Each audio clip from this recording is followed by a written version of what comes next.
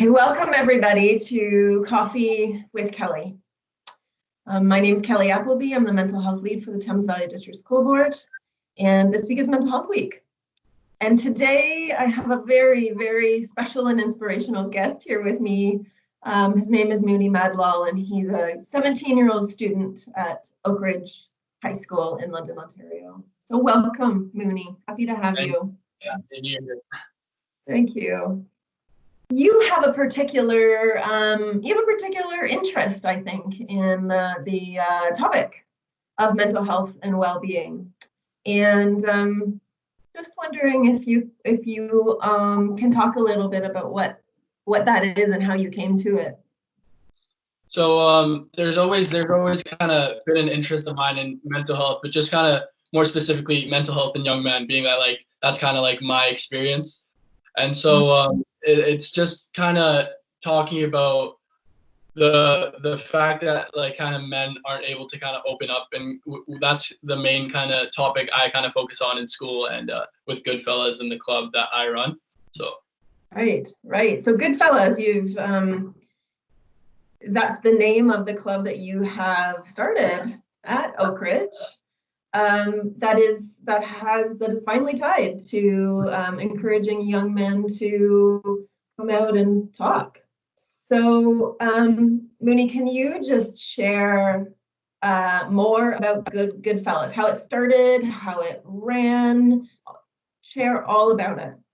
All right. So it started off with the idea of it was me and my brother, right? We were kind of in our basement, it was a conversation on a school night probably, and we were just talking about why there's no opportunities for kind of guys to open up, and why it's stereotyped that a guy should not be open up, and you have to be a macho man, not talk about your feelings or anything like that. So we kind of talked about this idea behind how guys aren't essentially able to be vulnerable in today's society because they're just going to constantly get bashed. And so I was looking around, we have all these different clubs in our school, but we don't have any clubs to kind of support this. So I went to a couple teachers, two amazing teachers, Miss McCrae and Mr. Scarpelli, and they've been amazing right by our sides, kind of helping us through the way. And we started this club where it was just kind of we wanted to be Goodfellas. The name came from a barbershop that we used to kind of go to. And that's what we wanted, a barbershop vibe where you just kind of come and you just talk. Guys coming in talking, whether it be about their feelings, whether it be what's going on. So we started the meetings, and at first it was a lot of people in the meetings. We had a really big buy-in because the way we incensitized the meetings was come in, enjoy a snack with Mr. Scarpelli, an amazing teacher that everyone's really familiar with, and just have a chat during lunch. You wouldn't expect anyone to join because it's just a Friday at lunch, right? But we ended up getting a lot of buy-in. And this is when we started to kind of, me and Scarps, just sprinkle a couple things into the conversation and then just letting them go wild and seeing what they kind of want to talk about. And then eventually the end goal of this whole thing is just to come to a meeting where they just bring in their own ideas. They just talk about what they want to talk about, because honestly, that's what it's all about. And that's what I'm kind of trying to push with this club. So what have you found has been most successful? The aspects of that are most successful to get young men to come, just to show up?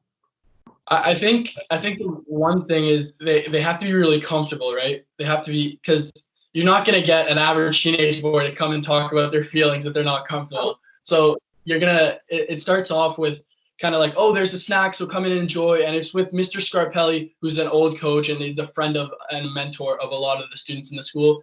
And just another place, another cafeteria. So then they come on down, and they're thinking it's just like another cafeteria. And then it's just like that. We just talk like we normally do. But this time we just kind of sprinkle a little bit of things that have kind of more meaning behind it, and try to see where those conversations go and see what people think about them.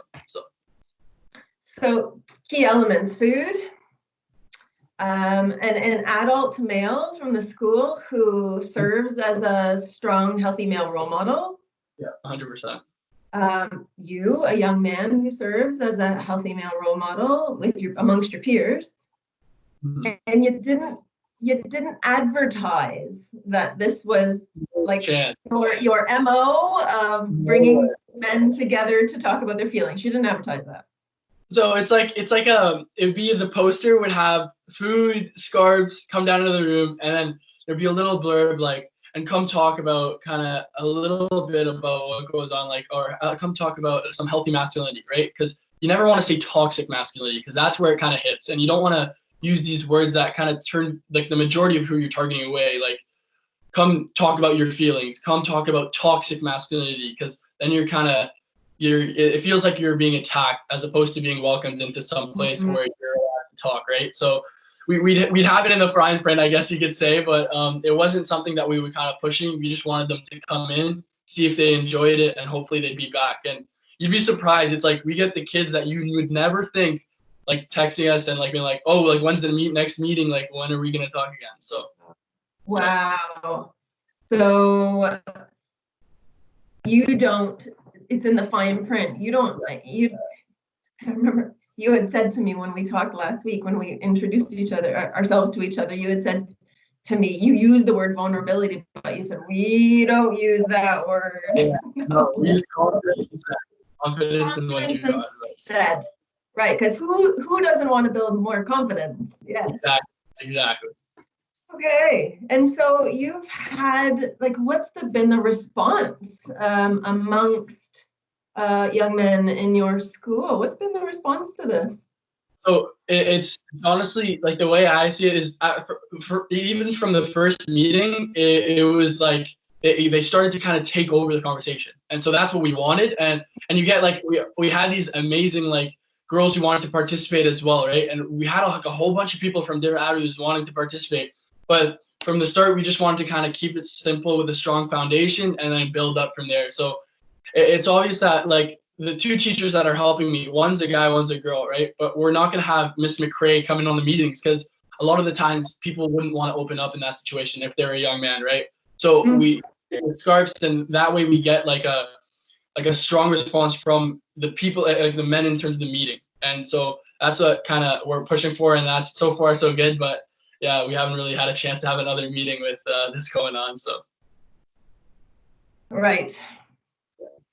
So you are in effect supporting the mental health and well-being of the young men in your school without saying so, but you are.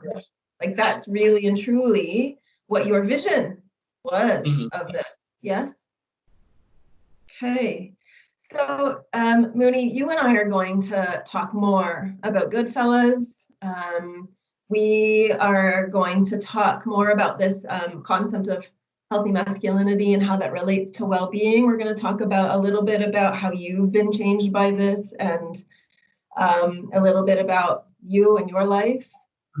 So for people out there listening to this sort of sip of coffee, Mony and I are going to have an extended full cup of coffee, and you can follow the link to take you to tvdsb.ca/mental health to be able to tune into our full conversation. So thanks so much, Mony, and we will be continued.